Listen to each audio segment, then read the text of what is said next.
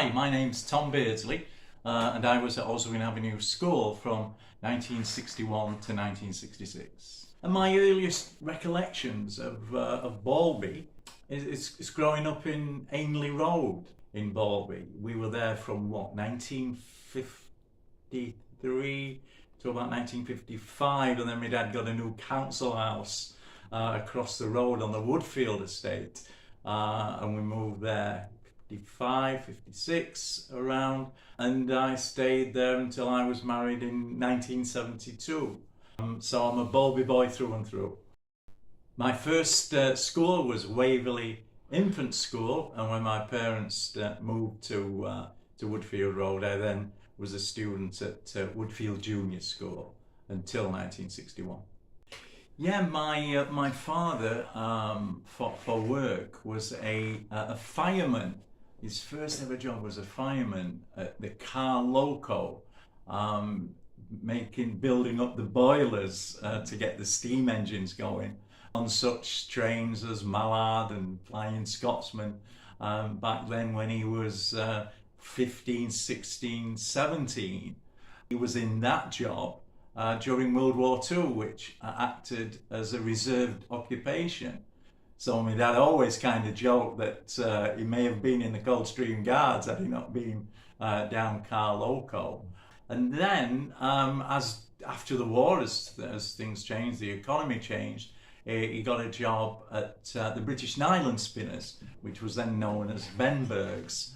And then he also got later he got a job at British Ropes. And I think he spent about 30 years at British Ropes. So that kind of dominated his employment at that time. And I think I picked up a lot of my values from my dad, my political, economic, social values.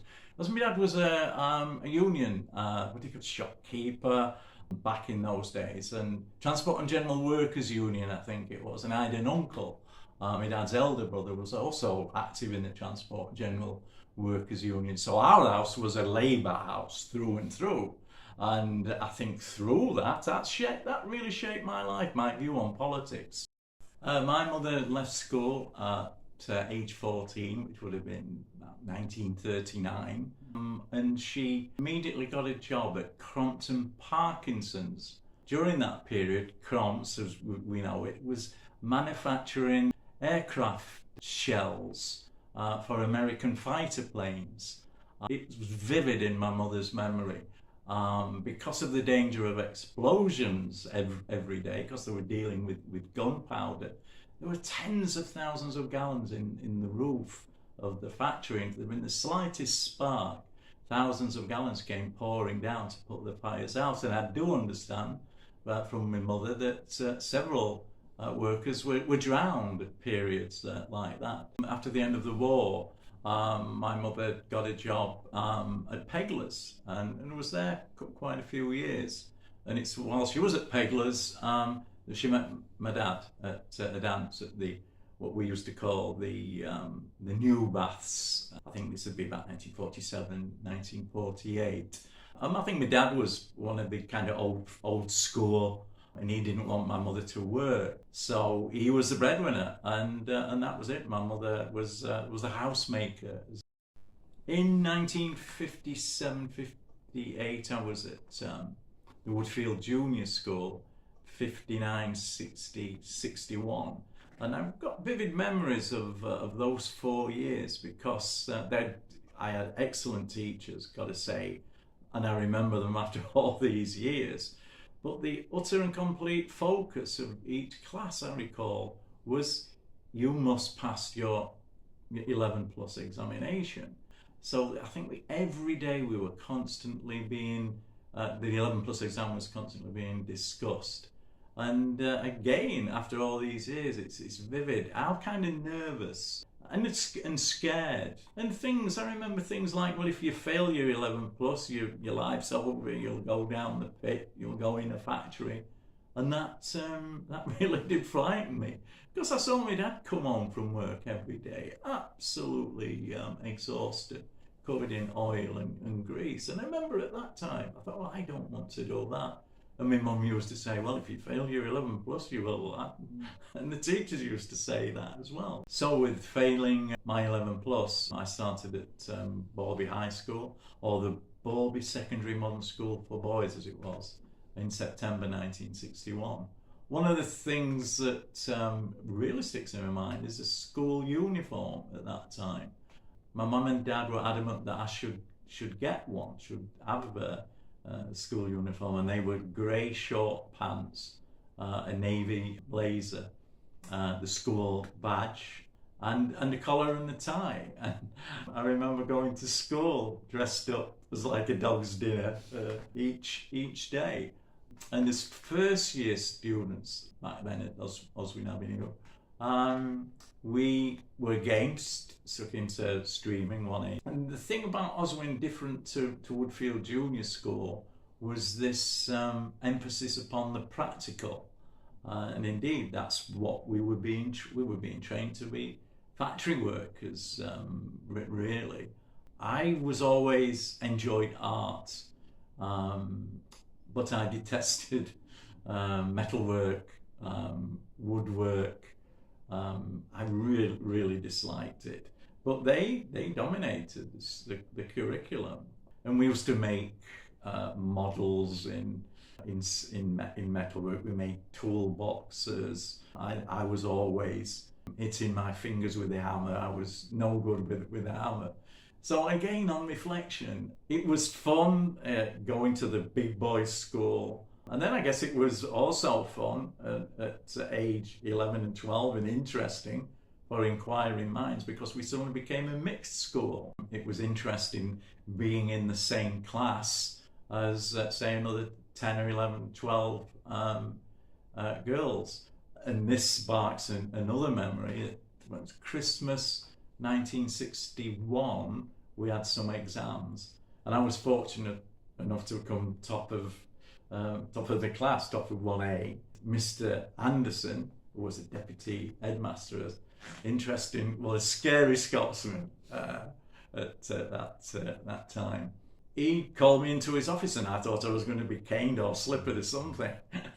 And he says, well done on the exams. Would you like to write your letter of recommendation, tell your parents to go to the grammar school? And we told my dad.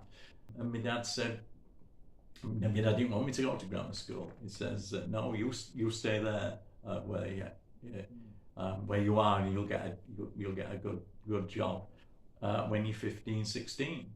So my dad knew that, he wanted me to stay on to school till 15, 16, but then get a job, because in my dad's mind, a job was an apprenticeship.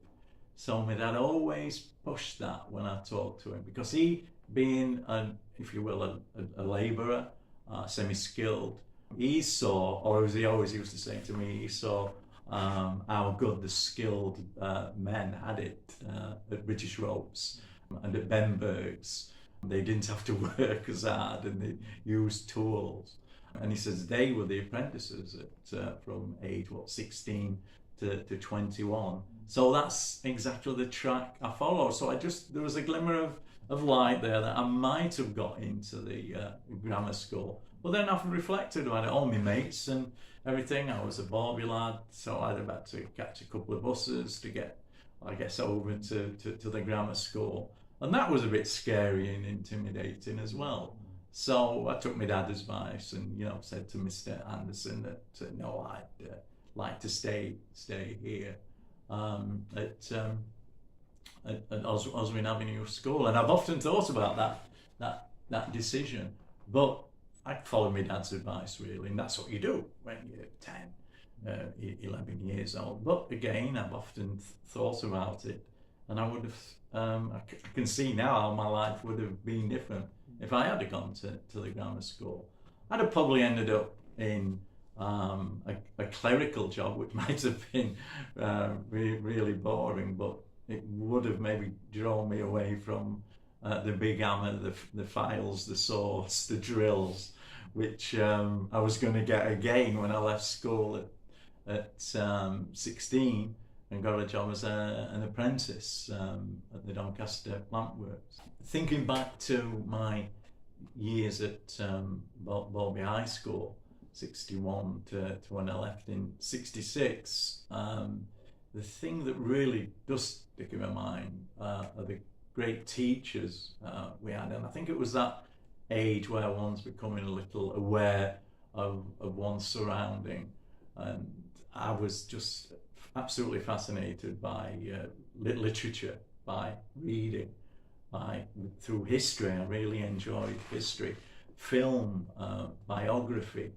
And I think back, I was only 12, 13, 14, and thinking back a bit further, and I know why I was interested. That interest was nurtured by these great teachers. One of them was, I don't even know the first names, Christian names. One of them was Mr. West. What a great history teacher he was. Another one was Mr. Hutchinson, and he was an outstanding history teacher. And so we were doing world history and European history, giving the students a sense of the world.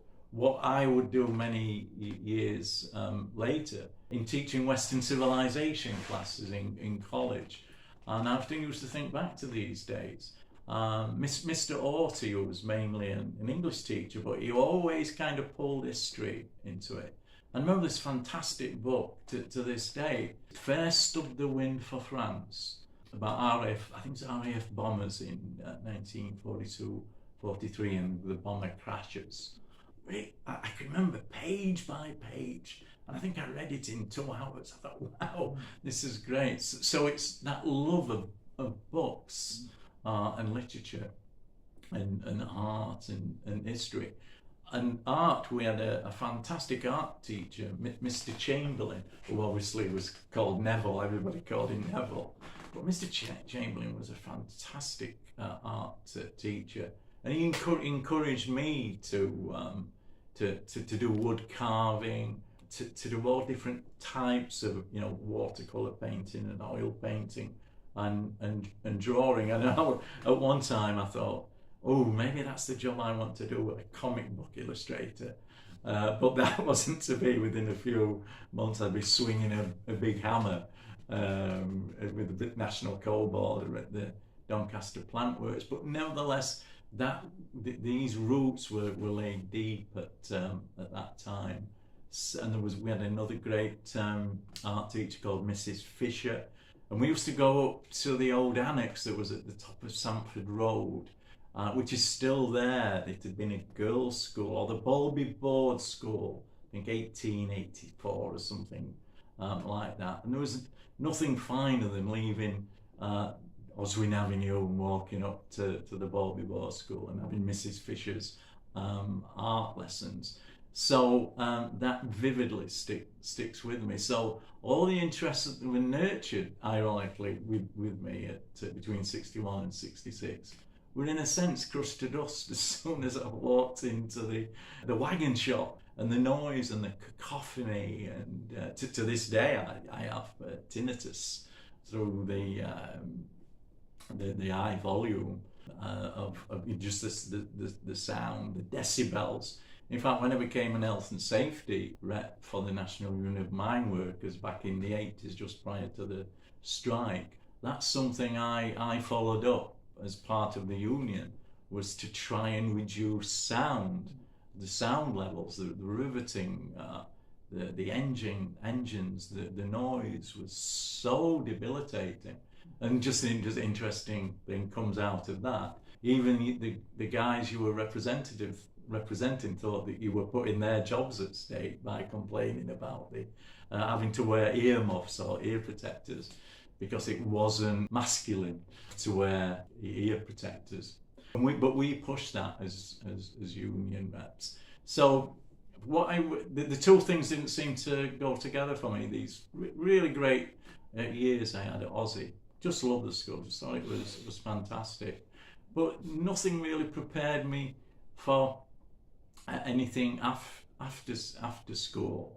When I went straight into industry. When I was at Oswin, we used to do our metal work and woodwork, which I despise, because I just don't, I guess, have a personal aptitude to being practical. I remember some of the fellow students would build these wonderful toolboxes or do kind of sculptures through steel. All I had was cut fingers, and that period in the development office was enriching. And went back onto the shop floor and started looking for courses at Doncaster Technical College. And I started to do a course on Shakespeare, which I really enjoyed. I remember, I think it was Desdemona sticks in my mind, and all these wonderful Shakespeare characterizations. I was married, I was married young at age 22, and of course needed the money. So went on to the night shift, which was incredibly well paid, the night shift, but it meant I had to drop any kind of other night school I had, because I just couldn't do the night shift, and go to the evening classes at the tech college.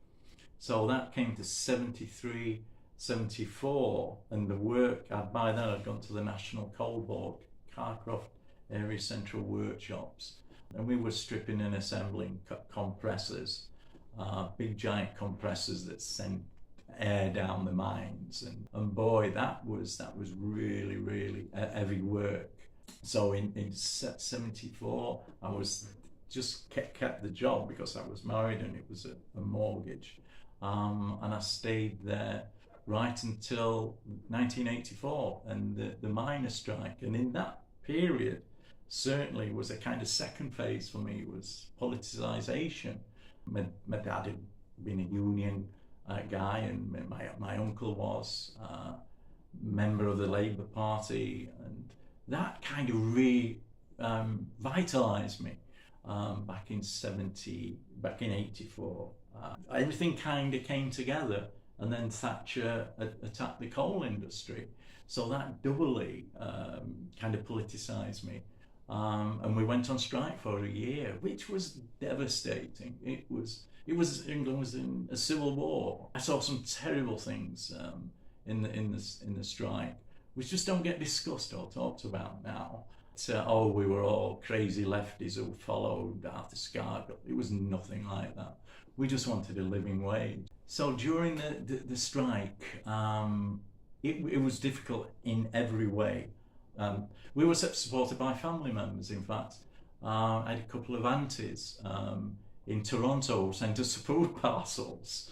It was like going back in time. It was really tough. The turning point for me, and where I decided to stop going picketing, was at Cortonwood in 1984. There was a massive picket, several hundred of us trying to stop the strikebreakers going into the pit, and we were fighting kind of hand to hand with Metropolitan Police. It was, and I'm not in any way a kind of a fighter, but you felt you were fighting for your life. And I just saw brutality like I'd never seen before in my life, and that wasn't coming from the pickets. But when you switched the news on at night, all you saw were pickets attacking policemen. And this really helped politicise me, because you're being given a point of view, and I was there and witnessed it. And on one particular day, we were again pushing against the Met to try and stop the scam buses going in, and I heard this awful noise. It was like ba-boom, ba-boom, ba-boom. It was drumming. Well, it was like being in battle. It was about 50 or 60 of the riot police, or the Met, came with these big, massive heavy plastic shields, banging them with batons. And it was scary. And they're coming towards us with these shields and using these shields as weapons. And they moved, this is my memory, in the middle of all the fear, they moved apart. And about 20 or 30 mounted police came swinging batons. And so that shaped how old was I? 34, 35. And my late wife, said to me then, she said, "You're not going in anymore because just prior to the miners' strike at Carcroft area central workshops, NUM members had the opportunity to do several educational things. One of them was to go on politics and economics and history courses at Sheffield University, Leeds University, they called the Northern Universities, and we had day release once a week, which was so enjoyable, and it was for educating the union reps and the potential union reps who would be voted on. And at that time we also were able to our names were entered to go to the Soviet Union on an exchange deal where Soviet miners came to the South Yorkshire coalfield, and we spent several weeks at Moscow University, which was really opened our eyes. I think we realised that there was an alternative society over there, and this was the middle of the Cold War, and we could have been blown up at any time, but all we saw, there were 25 of NUM reps this was 1983, and obviously it was sheer poverty, and it was cold and it snowed and it was a really terrible place. But the people who took us under the wings, because we'd study at the Moscow University during the day, then we'd go out onto the city, as it were. And Moscow's an absolutely beautiful city, and we'd always end up at the night at the British Embassy Club, because we'll go to our embassy. But what we were hit there was terrible class discrimination. Our lads were treated terribly in the British Embassy Club. So a couple of nights later, we're in a Russian bar having dinner and a couple of drinks. And a couple of French guys came up to us and thought we were Americans and says, "Could you leave us to the American embassy? We hear they've got a very good club." So me and 20 odd other NUM lads from around the country had a fantastic time with our American cousins in Moscow. And I still have the addresses of some of the Marines who were guarding the US embassy back there. And I'm in the process at the moment of going through all my papers of that. Again, a pivotal moment for me during the miners' strike, going to Sheffield University and going to Moscow. By that time, I was really politicised, and it was just one of these things that happened. I applied for entry into Sheffield University, and at age 35, I became an undergraduate, a mature undergraduate, as we were called. And again, it was another pivotal point in my life where it really opened my eyes and showed what good education can do. But I just feel now, I'm retired now, but you can see how important education it is. And I find it sad that so many people are excluded from education. Maybe I can understand why. But I'm a strong advocate of education, and definitely adult education, which is so important, because you're giving people a second chance or a third chance to go out and change their life and change their careers. Me going to Sheffield in 1984 led me then to get a scholarship to go to the University of Connecticut, where I got a master's degree. And then that gave me the opportunity to study with some urban historians at the University of Leicester, which got me a doctorate in US history. So I spent the last 25, 30 years living and working in the United States, an historian in several museums, and as a history professor in several colleges in New England. So I've had a very fruitful life by having a second chance. Second part of my life was so enjoyable, but boy, that first half was tough. But I was kind of catapulted out of that by these fantastic teachers at Oswin Avenue School at Balby Secondary. And I get a bit emotional again, thinking about how good those teachers were. And I often think about them, to this day. Mr. Haughty, Mr. West, Mr. Chamberlain, the headmasters we had, Mr. Martin. Mr. Martin, and then there was a Mr. Wiseman. They were excellent figures who looked after these students who'd failed their 11 plus, because there was a bit of stigma attached to it if you failed your 11 plus, that you just weren't good enough. But as I know now, as being in education for many years, people mature at different times in education. So I just think the 11 plus was so much folly and such a mistake. I remember being delighted at the time, in the 70s, when comprehensive schools were introduced. At least that leveled the playing field somewhat. One of the things that my period at Moscow University with the NUM really kind of honed my class sensibilities, social class sensibilities. I knew I was working class, of course. One particular night we were having dinner with our friends in the US Embassy.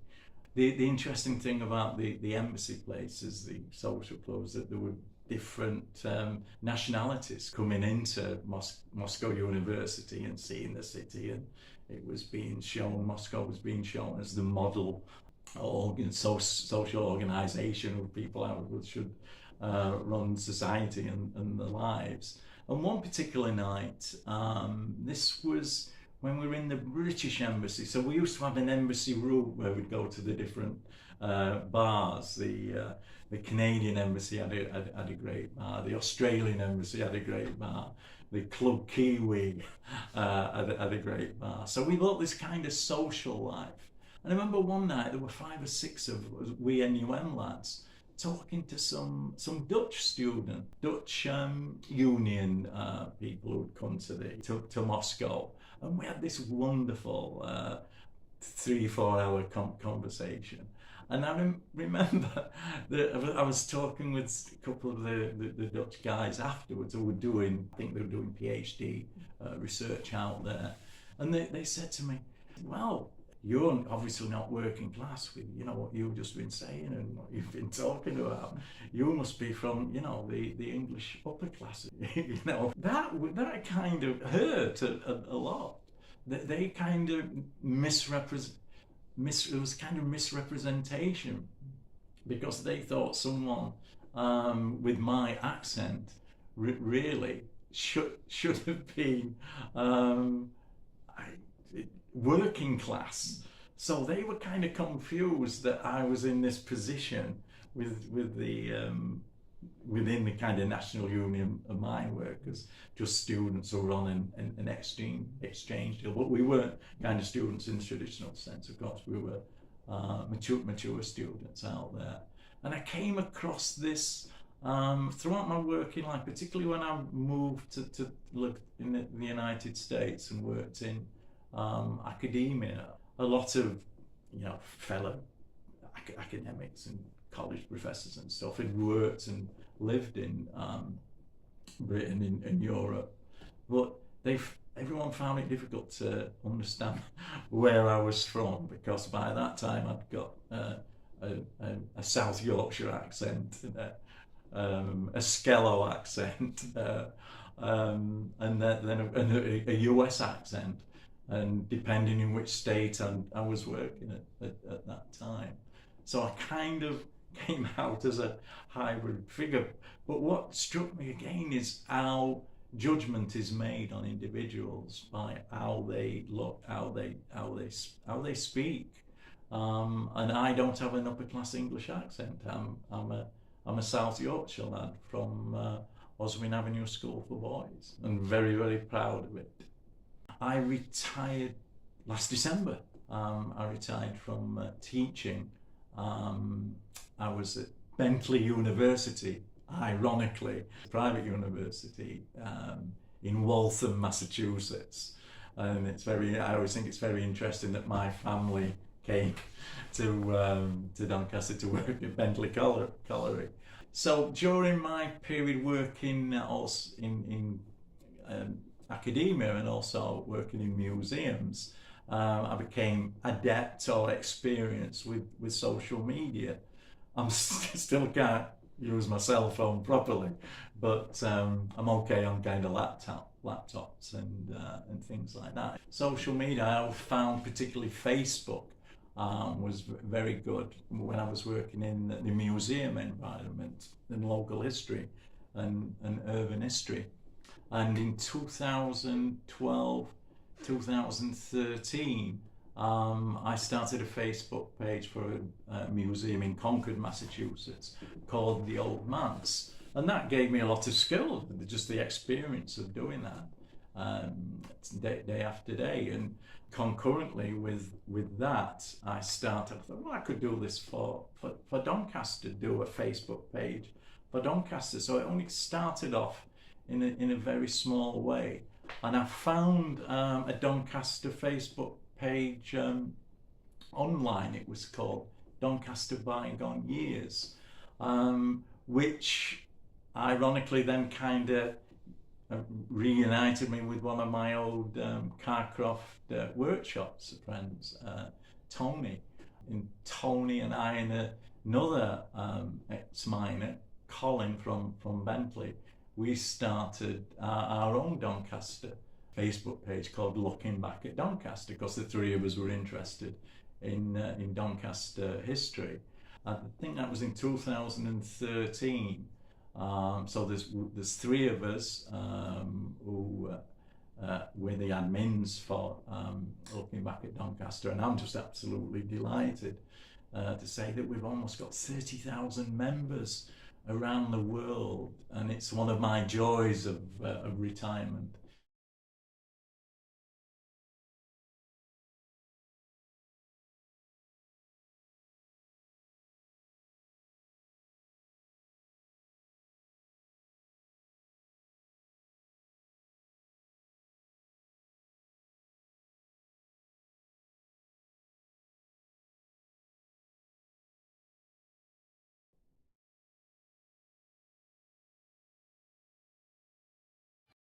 If you would like to know more about the Ossie Through the Ages project, then please email me at tonyarmstrong1959 at outlook.com.